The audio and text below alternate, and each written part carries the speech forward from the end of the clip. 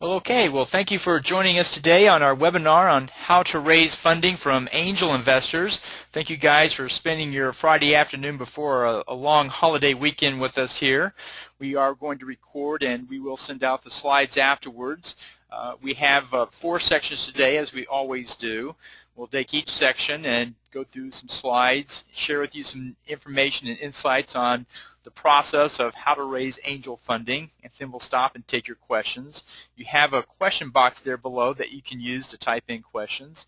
And if you are of interest to have some one-on-one discussion about your deal afterwards, by all means send me an email or reply back to my email to you this evening with the slides. Just reply back that you'd like to get together and we'll set up a time to talk.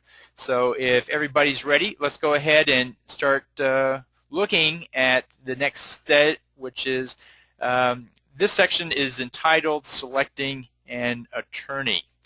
And for everybody out there that's going to be raising funding, you either have an attorney or you're going to go get one that we're going to be working with you. And when you do that, what we're going to try to do is get more than just legal work out of this process. And so most attorneys I know do quality work, and they charge varying prices for different reasons. And so I'm assuming that we're going to be working with attorneys who know what they're doing, but there are other things that come into it.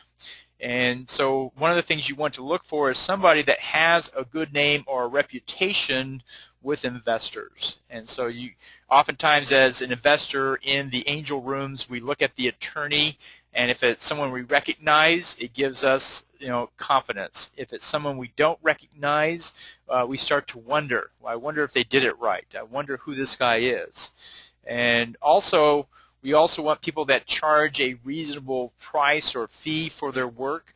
As I said before, they're kind of doing the same thing out there as far as putting together legal entities and term sheets, etc. But their prices vary dramatically as to what they charge. And you want to look around. You don't necessarily want the cheapest person out there, but you certainly want to avoid the most expensive if you don't need the services that they offer. So the idea here is that you want a quality service, and in addition to that, what we are looking for is an attorney that can bring connections to investors.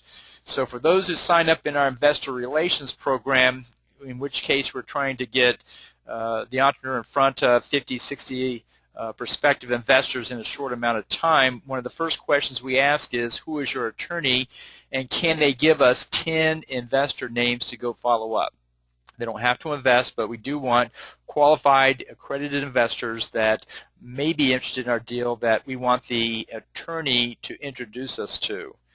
And so we want them to make the introductions to potential investors, and to the extent that they have experience with investor groups, we want to probe that a little bit and try to learn from their experience. And by that I mean, who have you taken through to an angel group? What companies have you worked with that have raised funding? What have those companies that raised funding, what did they do that made them successful?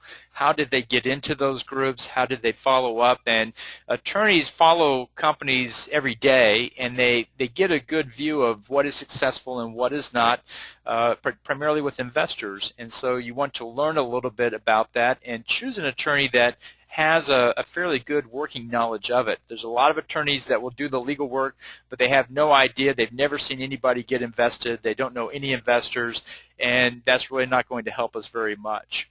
The other thing is you want an attorney that has a credible reputation with investors. So if they have done deals with clients that have received funding from a particular group, that helps as well. And these are all good questions to ask when you go recruit a prospective attorney. You don't just take the first guy that comes out. Make a list of these questions. Who do you know? How many do you know? How many deals have gone through your program that have raised funding? How many know this particular group? How many of those people in that group do you know? Can you make introductions to any of those people? And these are the kind of questions we want to ask of a prospective attorney itself.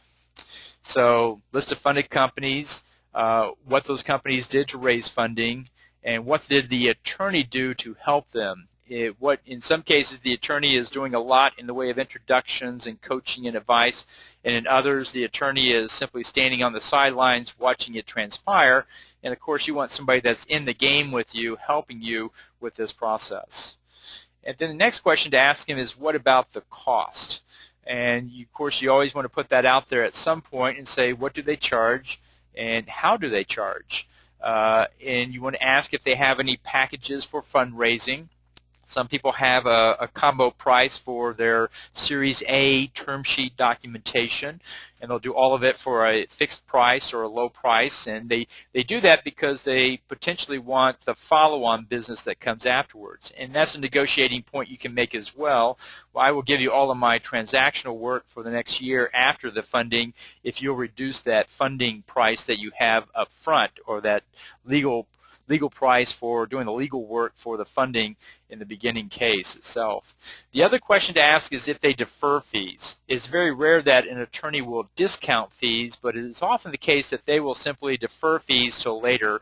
Most will take some payment up front, some payment now, and then after the work is done and the funding comes in, then they will take the rest of their payment, and they'll make it not contingent on funding, but they will actually take the payment after funding comes in, and they'll work with you at some level.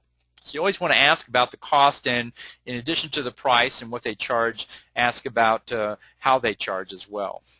Then the other thing to look for is to make sure you find someone that is local, someone who is in this area and not out of state. I often get entrepreneurs who have a previous attorney from the Bay Area or New York or the East Coast, and they like that person, they want to work with them, and in general I steer people away from that, because that attorney, based on not being here in this area, is almost assuredly not going to be able to help with fundraising or introductions or any of that sort of thing. They're only going to be able to do legal work.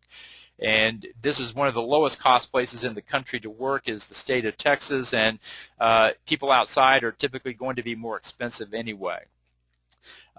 So their location greatly impacts our ability to help you raise funding, and I try to get someone local to help us. The other thing, of course, is you want to look for someone who will be doing the work and not just delegating it out to somebody else. That way, as they build their reputation and they're offering that to you, that's going to be applied to your deal, and not someone else is going to be doing it as well. So let's stop at this point and ask if you have any questions. Let's go ahead and type them into the question box below, and let's see what questions you have. And let's talk about what can we do to help you guys with your fundraise that you have out there. So let me open this up, and let's see what we got here. So we have a question from last week, and that's okay. Let's go ahead and plug it in. That is, what is the advantage of an accredited versus non-accredited angel investor? How do I know if one is accredited? Well, in general, the only way you really know if somebody is accredited is you have to ask them. You have to point blank say, are you an accredited investor? And just a simple, if they don't know what an accredited investor is, you simply say, well, the SEC law says that is somebody that has $1 million of net worth, not counting the house they live in. It's a real simple way of doing it. There are other ways of being an accredited investor, but you usually have to be tied to a company or an institution or a fund of some kind. But if we're talking about individual angels, we have to ask if they're accredited investors. Almost no groups actually check or test if someone is an accredited investor. If they say they are, we take their word for it. What is important here is that when you go through the funds closing process or the legal documentation process, most attorneys will have all of the investors sign a document saying that they self-attest that they are an accredited investor. No one checks, but it is something that they're going to have to sign away. And if they're signing that off knowing that it's false, that there could be penalties for that. So people tend to think very carefully before they answer it, if they know that down the road they're going to have to sign a document to that effect. And this becomes an issue with family and friends funding. Often family and friends want to invest in a deal, and it's difficult to do so if they're not an accredited investor, and most good attorneys will put that documentation in there so there's no problems in the future about it. Now, so the advantage of an accredited investor is that they can invest in your deal. The disadvantage of a non-accredited investor is that today they cannot legally invest in your deal. So they really can't be a part of it if they are not an accredited investor and they know that. What other questions do we have out there? Okay. Next question is, can you recommend some attorneys? Yes, I can. I like to customize that a little bit to each person's situation and what you're trying to do with your fundraise. So if you would like a recommendation, by all means, drop me an email or give me a call, and we'll talk about who might be a good attorney for you to go talk to.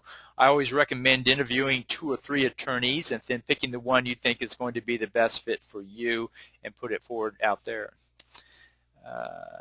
Next question is, what do they charge normally? Like I said before, I've seen attorneys charge anywhere from $100 an hour to $1,200 an hour, and so it varies dramatically out there.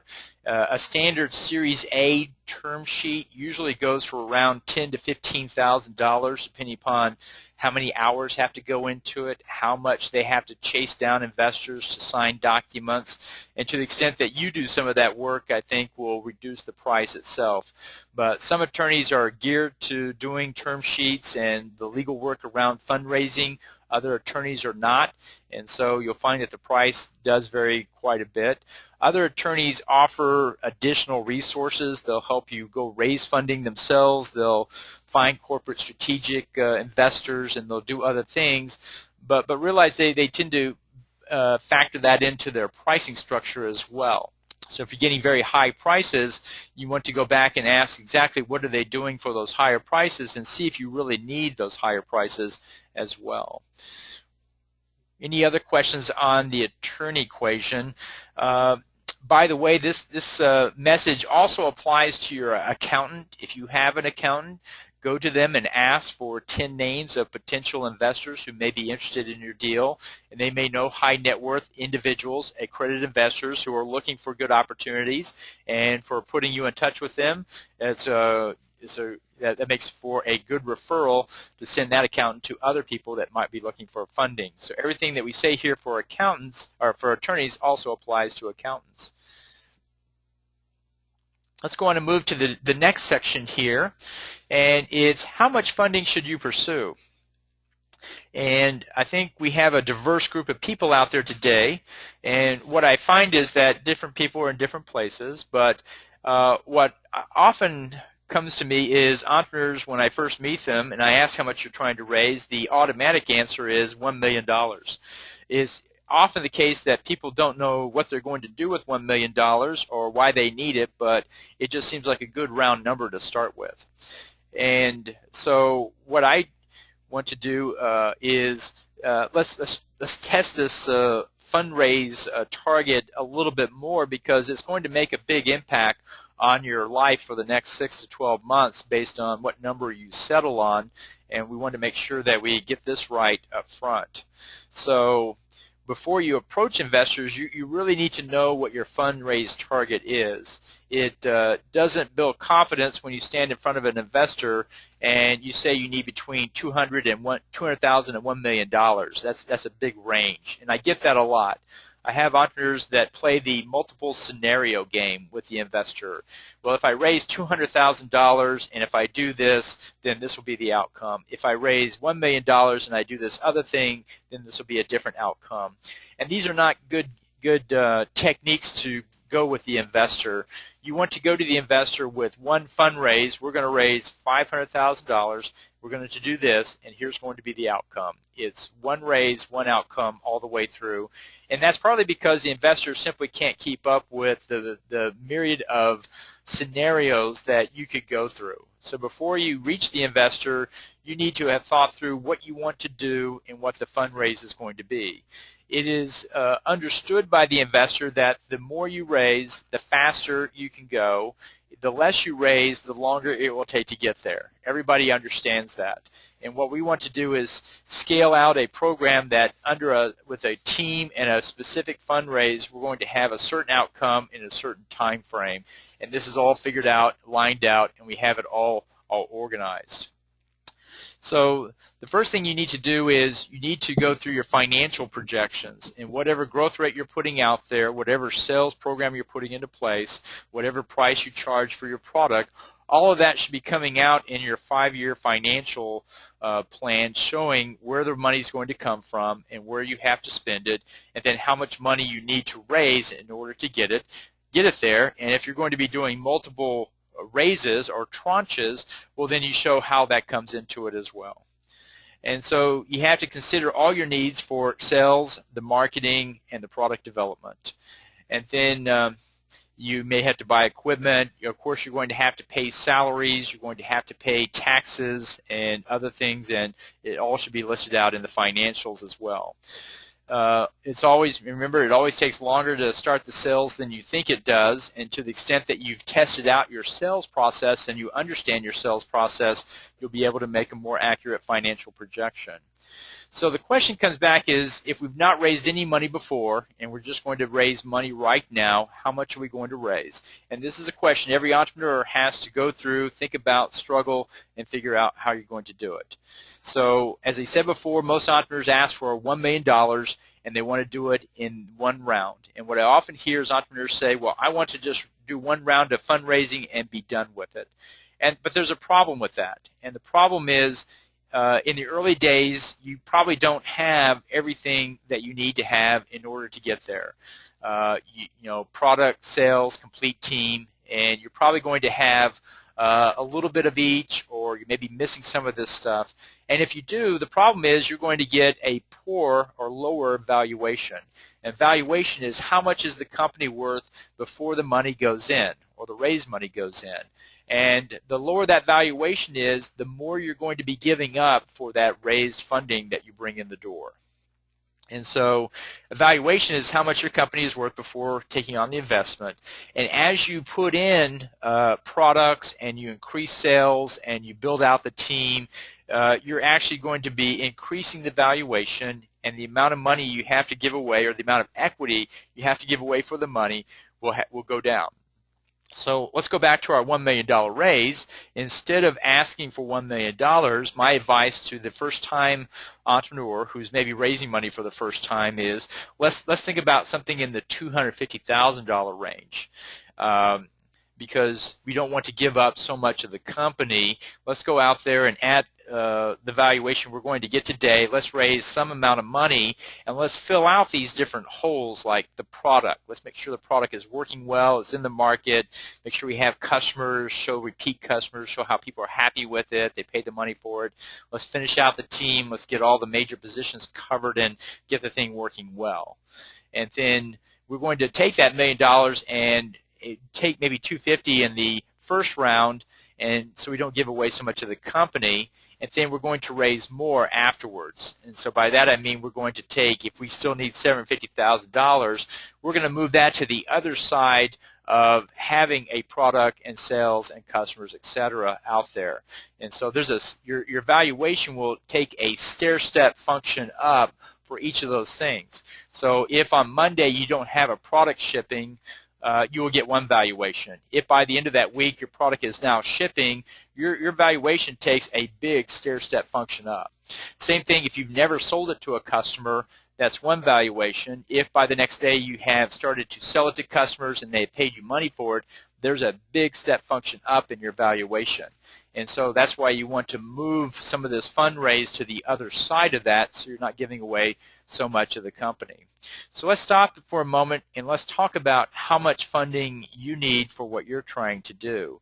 If you have any questions out there, let's go ahead and plug those in. And if you have a thought about how much you want to raise, I'll be glad to talk you through some of the questions that go into it as well. Remember, cash is king with startup companies. You can't run out of cash because that's what you need to keep paying salaries, keep buying inventory, keep work in progress going, and so forth. So the first question is I want to raise $500,000. How much of the company will I give away? Well, that's a question we're going to answer in next week's session when we talk about valuation, but we have a methodology that shows how much your company is worth in the early stage based on product, sales, intellectual property, and team. Those are the 4 key things that drive evaluation. And so it's hard to answer what exactly you'll have to give away, but we will in next week's session talk about how you might calculate evaluation. Remember, evaluation, no matter what valuation you put on the table, investors will push back on that. They will challenge you and they will want to know why that number. And the good entrepreneurs out there will be able to defend it. They'll be able to point to values in the business and say this is how much it's worth. And next week we'll get down to how we might calculate the valuation for your business. But it does vary quite a bit out there. And in the end, it's a negotiation with the investor. It's not just a formula alone, although we'll help you with that next week as well. Next question is how much does the team count for the valuation? The team counts for the valuation quite a bit, and what investors are looking for is completeness. At the very early stage, you have somebody building it and you have somebody selling it, and it's almost a requirement to get to a funding event that you've got at least those 2 people in place running or in the operation. And it's often the case that we get 2 people building it and nobody selling it, but it's pretty rare that that company gets to a place where they actually can raise the funding itself, because investors just don't believe they're going to get there without somebody focused on sales full time. Next question is, I'm not quite sure how that's worded, but I think what we're asking here is how do you split up the valuation among the 4 different areas? Well, let's say valuation questions for next week when we have the full slide set up. We'll go through how you calculate that, and we'll look forward it from there. If there are any other questions on how much funding you should raise, let me know, and we're glad to talk about that. And let's carry on. So just to summarize, every $1 million you try to raise, it's going to take you 1 calendar year. And then raising funding before you have a product in the market or substantial sales is going to cost you additional equity you probably don't have to give up. And that's another reason why you may not want to go raise $1 million is you're going to have to spend a full year raising funding, whereas if you only raise $250,000, you could probably do that in about 6 months. And therefore, when you're raising funding, you really don't have a chance to do too much of anything else. You're busy talking to investors, doing pitch sessions, handling follow-up questions, and it has a pretty big impact on your day as you're doing this. And of course, you want to spend a good portion of your time building your business in addition to raising funding for it. So raise a small round at the beginning and then raise more later as you get a better valuation is what we're doing there. So let's look at the we had another question come in. Let's see if we answer that before we move on to the 3rd section of this section. But when raising, at what stage of revenues can a company start to use debt with funding to help raise more cash but give less equity? I think you use debt at any time once you have line of sight to profitability. Raising debt requires that you are profitable and you have the ability to pay back. And that's why most groups don't raise debt funding at the very beginning stages, because they just simply aren't in a place to repay the debt itself. But if you are near profitability and you can demonstrate good cash flow, well, then you can raise debt itself. If you go and get SBA loans, well, they're simply requiring personal guarantees, and they're simply attaching to your private finance and not just those of the business. And so in many cases, debt is not an option because there's not a profitability there, or debt is not an attractive option because there's just too much personal liability that has to go into it. But seeing profitability come up in the next 6 months, I've started to see banks and other groups starting to lend with the notion that you're getting close enough to profitability that you're going to be able to pay it off. And then if you combine that with some equity fundraising, then you've got a pretty attractive fundraising program, because you didn't have to give up that much equity for the money you brought in. So let's move on to the next section, which is how to find angel investors. And this is a question I get a lot, is where do you find these angel investors? But the first question I always bring up is, now, do you have a product, and is that in the marketplace? if you go and try to engage angel investors and you have nothing but a vision of a product, you're going to find it to be a fairly short conversation. It really, I just don't see people getting very far into discussions with entrepreneurs that don't have a product developed. And what's going through the investor's mind is, well, it costs so little to build a product now than what it used to. Why do you not have a product? You should be putting some money of your own into building a product itself, unless it's a very complicated life science deal or clean tech deal or whatever. Well, in that case, it's different. But for software and low-end medical devices and consumer packaged goods, they're expecting you to have put some money in to get a product out there that they can look at. And also, they're expecting you to have a few customers. You've actually gone out and sold it to people, you've tried to sell it to people, you've tried different pricings, and you understand a little bit about the dynamics of it. But to have never sold it to anybody is also going to turn into a fairly short conversation with most investors. Now, you also, as we said in the last week's section, you're going to need an executive summary and some key documents so that they can get an overview of what you're trying to do. But if you have those three things, well, now we're ready to go and start knocking on the doors and talking to a few investors. So where do you find angel investors? Well, the first one you do is you always start with the family and look to friends. And I always tell people, go through your Rolodex, and it's the case that about, in many cases, it's about a third of your Rolodex are angel potential investors. They may not be active angels, but they are accredited investors, and they have the ability to invest if they really wanted to. Also, check out coworkers. You might find people at work are interested in investing in startups. It's often the case today that people are tired of the roller coaster ride that is the stock market, and they're looking for other things and other ways to invest their money. And so you may find people in the past who were avid stock investors are looking for other solutions that are out there. So the first place to go is your own Rolodex. Next place is the list of formal angel groups. And you can check out the formal angel groups on the Angel Capital Association website. It's the largest trade organization for angel groups. Last I checked, they had over 750 angel groups on their list. And it's good to go back and check that from time to time because new groups are popping up all the time.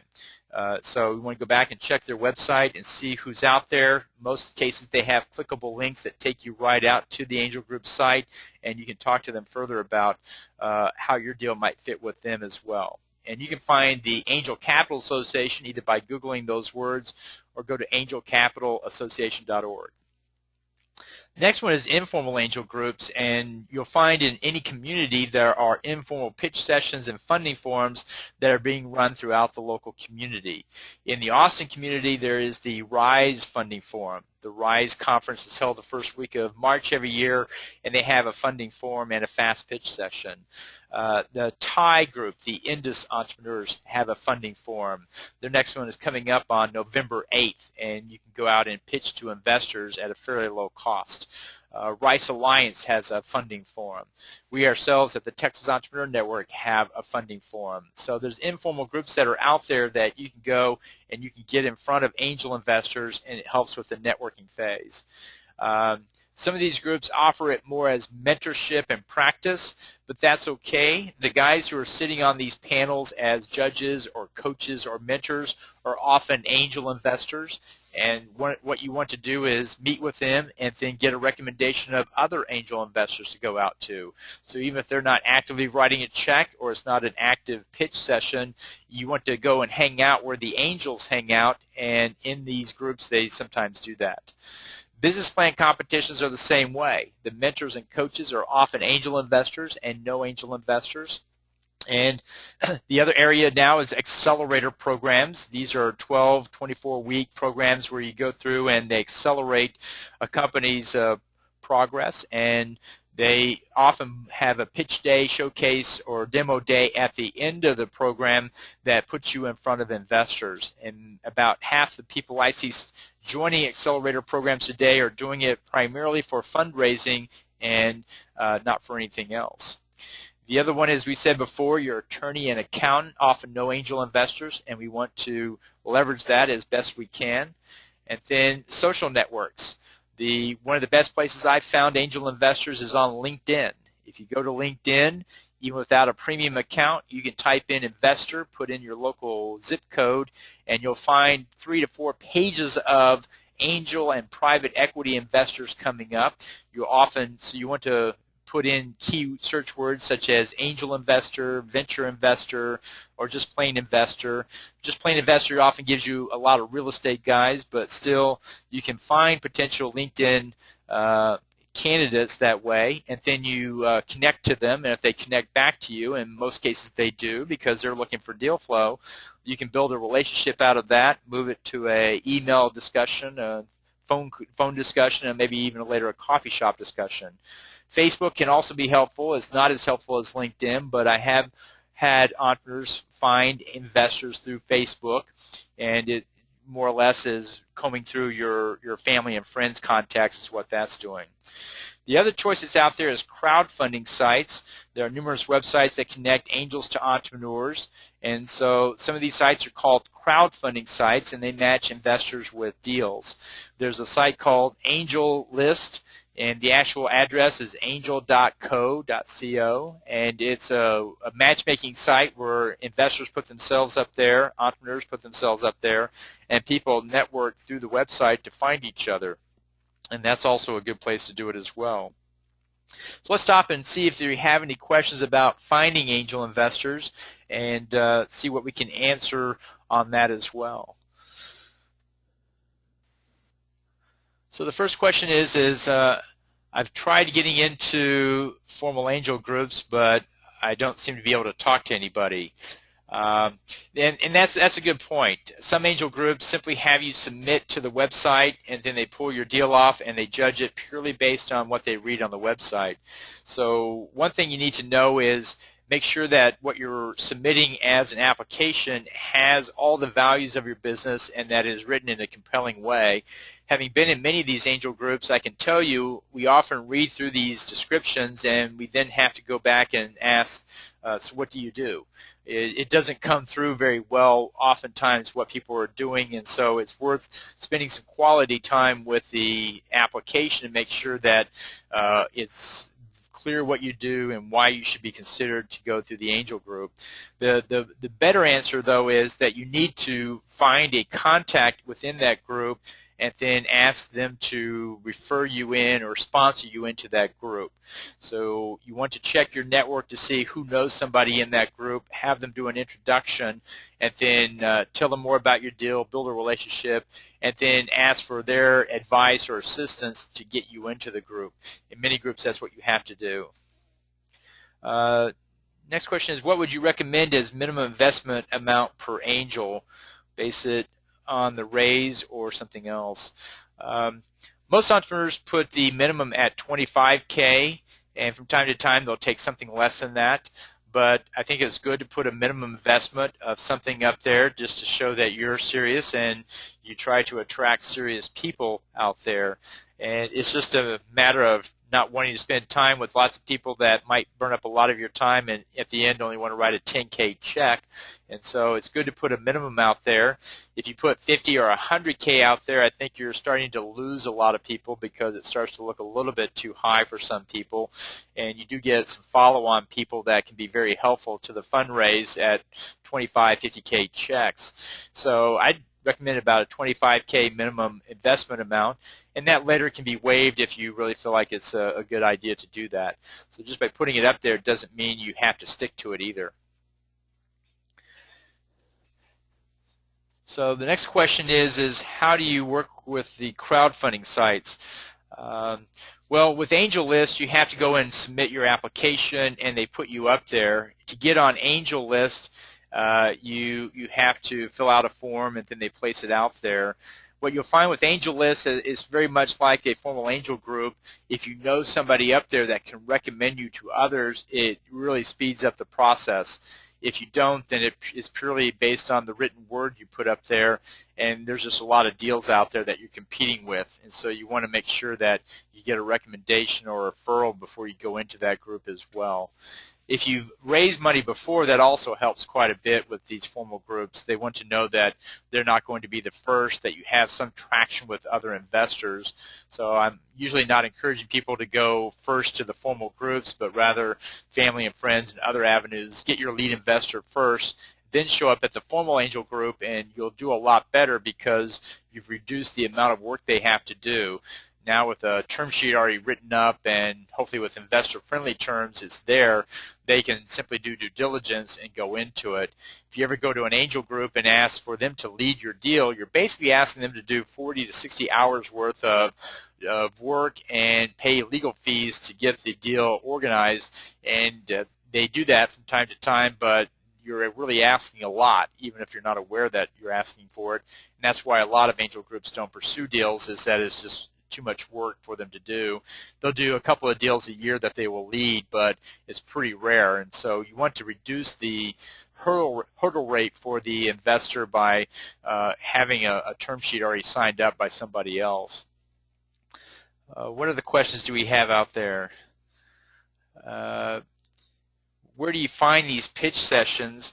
Well, if you go out to the website and you start to do some searches on entrepreneur, startup, funding forums, pitch session, and put your city or your area on there, you'll find that a lot of these pop up. A lot of them are built around BizPlan competitions, and they'll come up under the name of the university as well. There are some sites that aggregate this information and put it out there, and that's about how you find things these days, is through Googling on the website, just putting the keywords in there.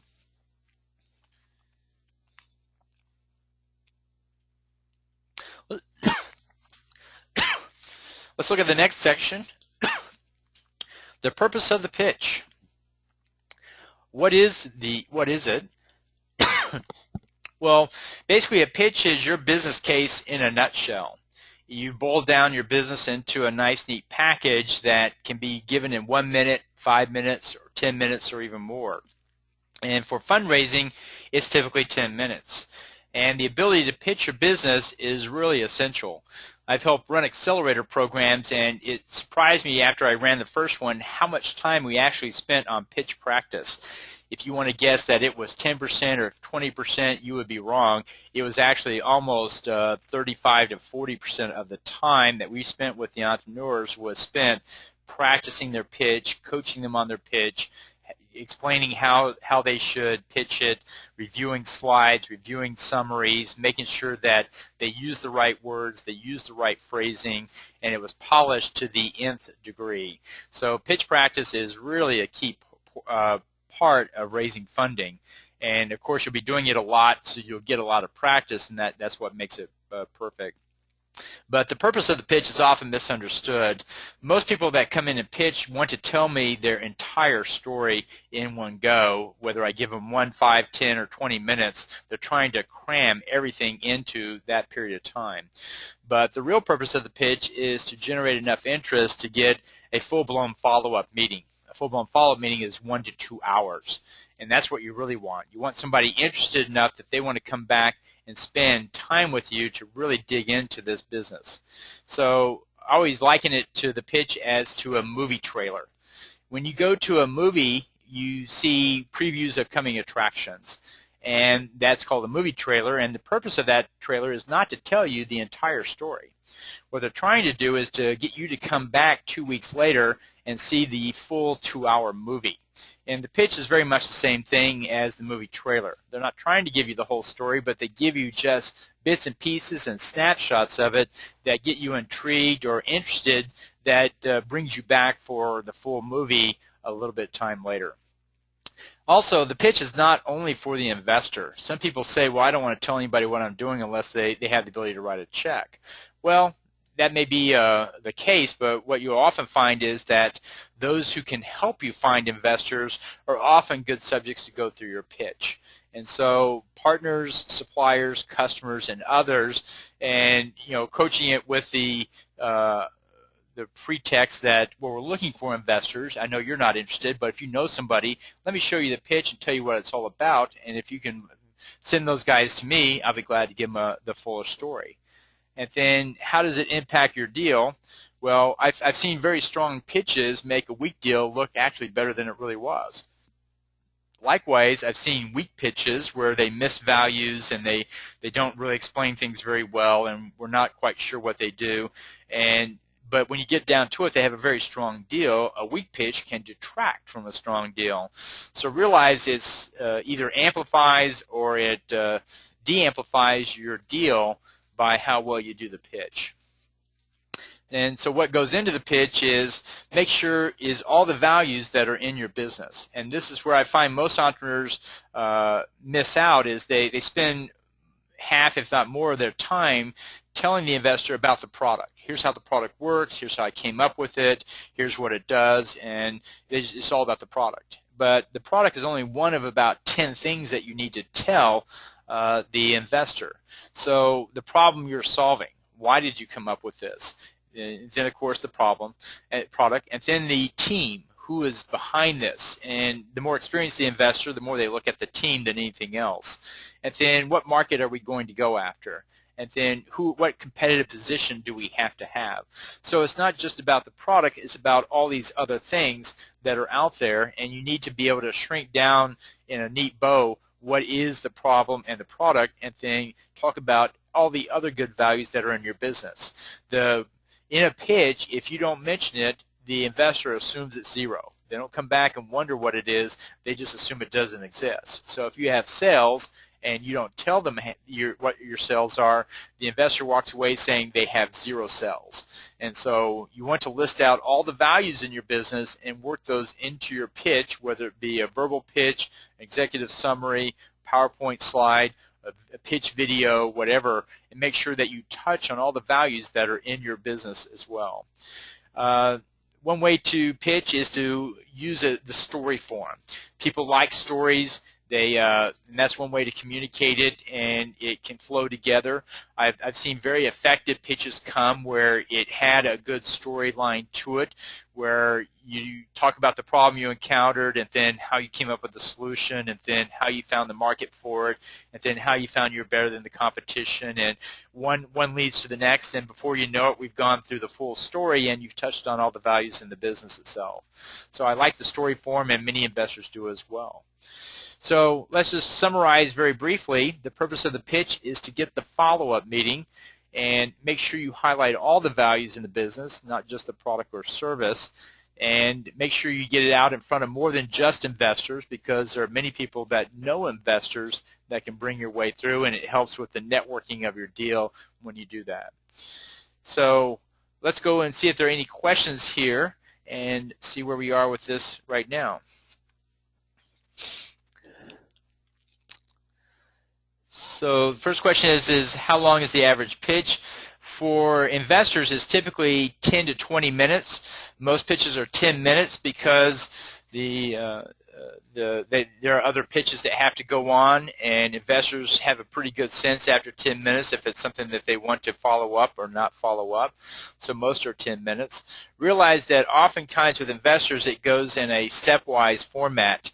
You start with a 1-minute pitch. You tell them what you're doing in 1 minute. And if they're interested, they want to learn more, you send them an executive summary. And if they're interested and they want to learn more after that, you come out and you do a 10-minute pitch with the PowerPoint slides. And if they're interested after that, you want to go and show them your 5-year financials and more detailed documents about your business.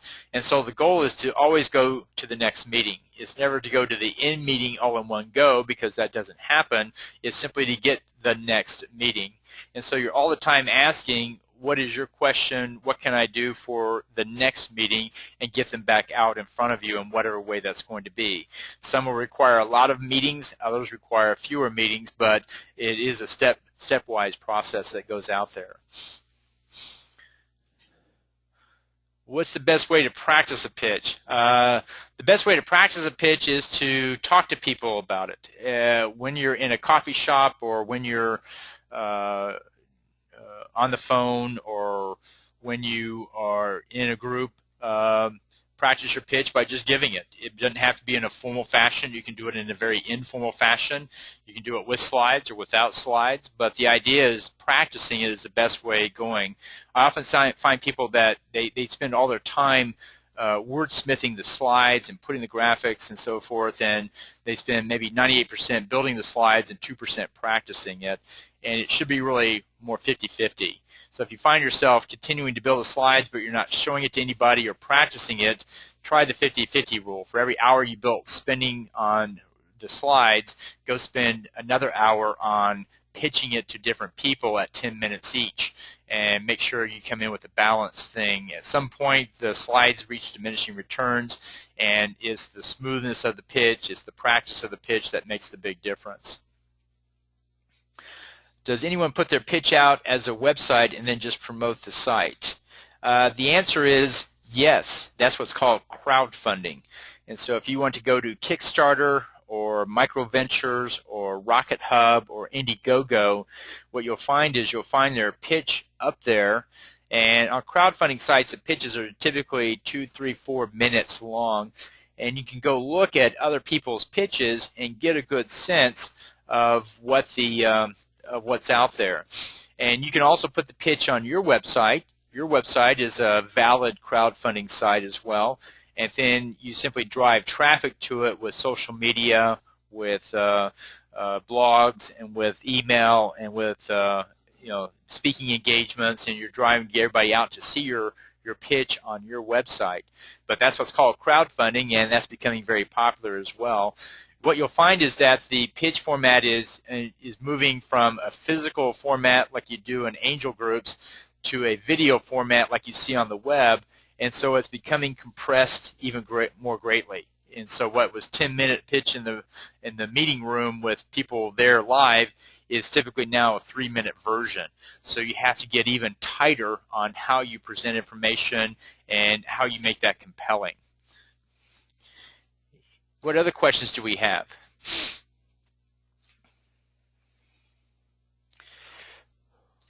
Well, if there are any others, feel free to drop me an email. I'll be glad to answer those back, and if we need to set up a phone call, I can do that as well. I appreciate you guys taking your time Friday afternoon before a Labor Day weekend for spending that here. I will this evening send out the slides and the recording, so if the slides went by a little fast, I'll be able to get that back in touch with you here as well, so you can see what we covered. And we'll see you guys again next week, 2 o'clock on Friday. You guys have a great Labor Day weekend, and we'll go ahead and sign off for now.